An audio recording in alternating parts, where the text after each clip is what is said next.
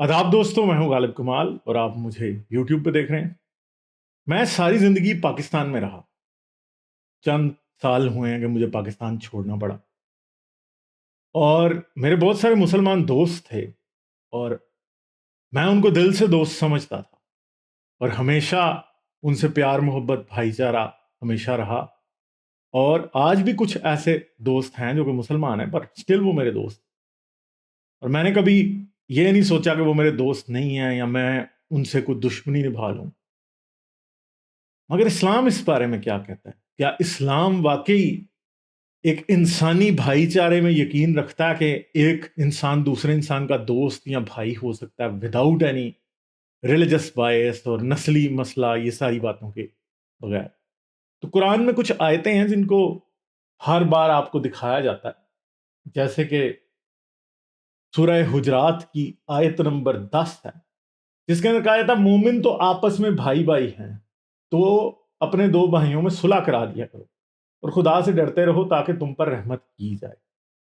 तो जब मुसलमानों से पूछा जाए कि इस्लाम क्या इंसानी हमदर्दी, भाईचारा सिखाता है, तो वो हमेशा इस तरह की आयतें कुरान से निकाल के आपको दिखाते हैं कि कुरान जो है वो यूनिवर्सल ब्रदरहुड को प्रमोट करता है कि हर इंसान दूसरे इंसान से रिलेटेड है, उसका भाई भाई है। मगर मुसलमानों को खास तौर पे कहता है। और फिर ये कहते हैं कि जब दो लोग मुसलमान हो जाते हैं तो वो आपस में बराबर हो जाते हैं। यानी इस्लाम दो इंसानों को बराबर करने का मेयार इनके दरमियान है। हालांकि वो भी हम जानते हैं कि वो भी एक एक लगाई हुई बात है, वो कोई उसमें हकीकत नहीं है।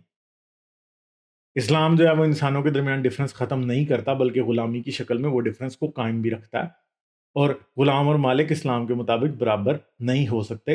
ये अब एक अलहदा वीडियोज़ की बात है जिसको मैं फिर किसी दिन एक्सप्लेन कर दूंगा। पहले भी मैं एक्सप्लेन कर चुका हूँ।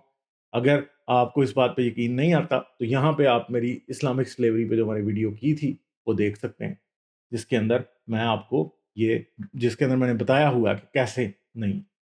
मगर दूसरी तरफ क्या, मैं अब क्रिश्चियन बैकग्राउंड से आने वाला एक एथियस्ट जो कि पाकिस्तान में था, तो क्रिश्चियन भी रहा, उसके बाद एथियस्ट भी रहा, ठीक है।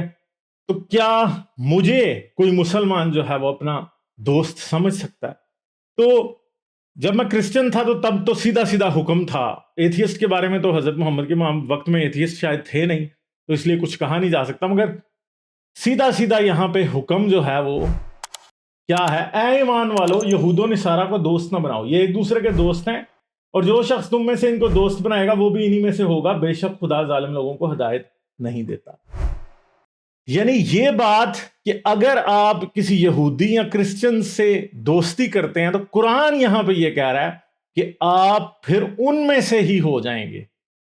कुरान क्या कह रहा है कि आप फिर उनमें से ही हो जाएंगे और आप मुसलमान नहीं रहेंगे। ठीक है जी। तो अब ये जो बात है, मुझे बताएं कि ये इंसानों के दरमियान कैसी तफरीक डालती है कि किसी यहूदी और इस मुसलमान की या किसी ईसाई या मुसलमान की आपस में दोस्ती नहीं हो सकती। यानी अब एक बात है कि जब कुरान ने कह दिया कि आप उनके दुश्मन हैं, तो वो आपसे दुश्मनी करें या ना करें, आप तो उनके दुश्मन हैं ना। जैसे बड़ी सिंपल सी मिसालें हमारे सामने हैं। मैं आपको एक सिंपल और किस्सा सुनाता हूं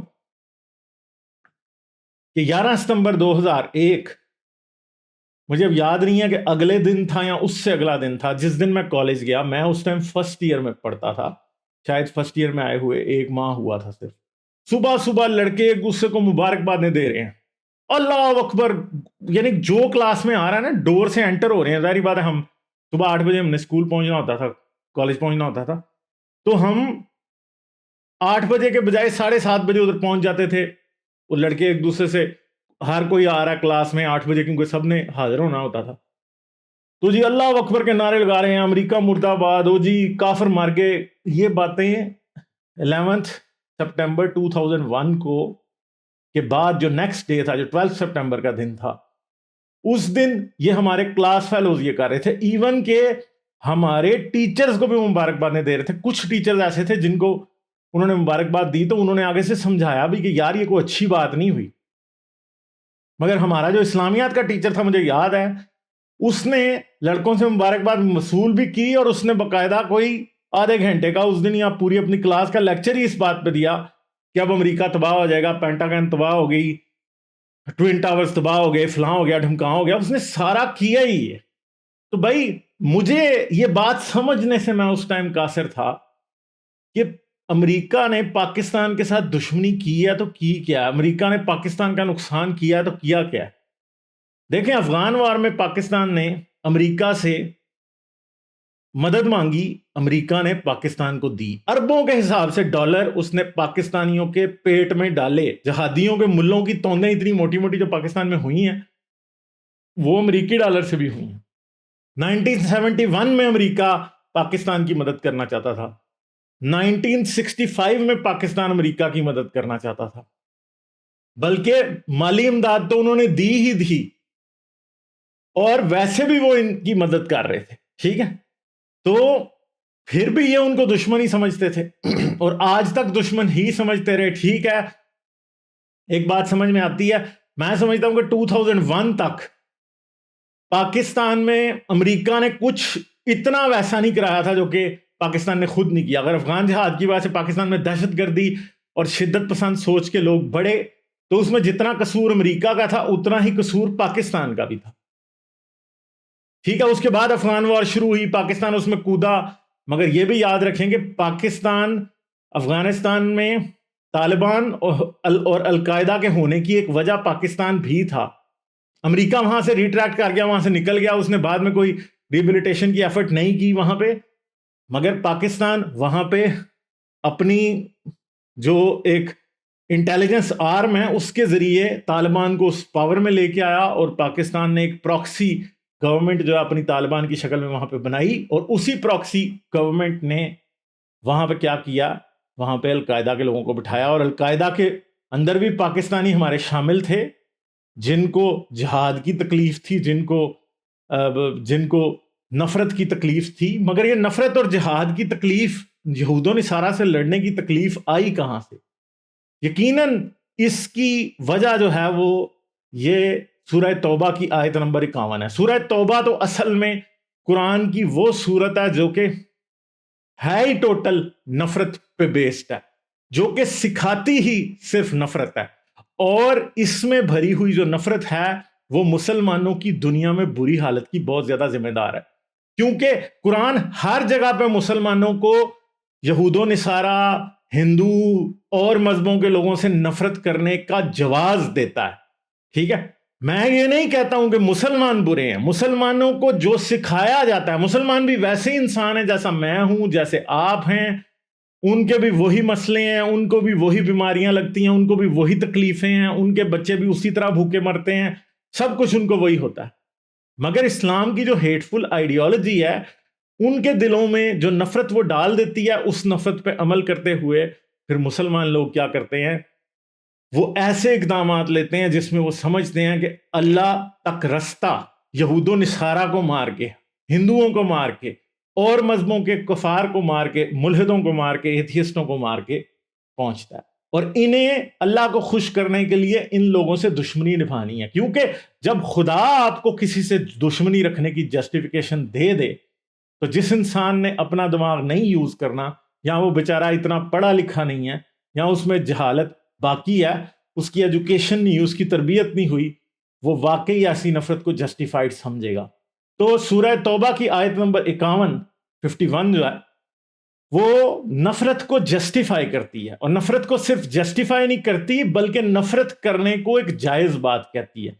کسی بھی یہودی اور کرسچن سے دوستی کرنے کو غلط کہتی ہے، اور صرف مسلمانوں کو ہی قرآن جو ہے آپس میں بھائی بھائی ڈکلیئر کرتا ہے. کہنے کو تو اولاد آدم سب ہیں، مگر بھائی بھائی اصل میں مسلمان ہیں. اور اگر کوئی مسیحی یا یہودی یا ہندو یا کسی بھی اور مذہب کا شخص آپ کے ساتھ پورے دل سے بھی دوستی کرے تو اسلام رستے میں رکاوٹ بن کے کھڑا ہو جاتا کہ تم اس کے دوست نہیں بن سکتے. اور یہ یاد رکھیے گا کہ پاکستان میں یہ آیت لوگوں کے منہ سے سن چکا ہوں، ایون کہ یہ آیت لوگ جواز کے طور پہ پیش کرتے ہیں ایک دوسرے سے، کرسچنز کے خلاف، یہودیوں کے خلاف، اور مذہبوں کے لوگوں کے خلاف، اور یہ بتاتے ہیں کہ آپ کی دوستی صرف مسلمانوں سے ہو سکتی ہے. اور وہ کبھی بھی یہ سمجھنے کی کوشش نہیں کرتے کہ جس طرح آپ ایک انسان ہے، انسان کو تو جانور سے بھی محبت ہو جاتی ہے، انسان تو جانور کو بھی مرتے نہیں دیکھ سکتا، جانور کی بھی تکلیف میں مدد کرتا ہے، تو پھر انسان کی کیوں نہیں کرے گا؟ مگر جب وہ انسان کی کرنے لگتا ہے تو قرآن کی یہ آیت رستے میں آ کے کھڑی ہو جاتی ہے۔ تو کیا قرآن یونیورسل بردرہڈ یا یونیورسل لو یا دوسرے کے لیے درد رکھنے کی تلقین کرتا ہے؟ تو مجھے آپ کو افسوس سے یہ کہنا پڑتا کہ نہیں کرتا۔ قرآن یہ سمجھتا ہے کہ یہود و نصارہ جو ہیں وہ اس مسلمانوں کے دشمن ہیں اور وہ مسلمانوں کی کوئی مدد نہیں کر سکتے، مگر آج وہی پاکستان ہے، فلڈ افیکٹڈ ہے، تو یہود و نصارہ ہی سب سے زیادہ مدد کریں گے، یورپ امریکہ سے ہی سب سے زیادہ مدد ہوگی۔ آج پاکستان میں فائنینشیل کرائسس ہے تو امریکہ کا بنایا ہوا IMF ہی مدد کرے گا، سعودیہ آپ کی مدد نہیں کرے گا، کوئی اسلامی بینک جو ہے وہ آپ کو بیل آؤٹ پلان نہیں دے گا، آپ کو دینا بیل آؤٹ پلان IMF نہیں ہے، اور IMF کن کا؟ وہ نصارہ کا ہی ہے، اور یہود و نصارہ ہی کا ہے وہ۔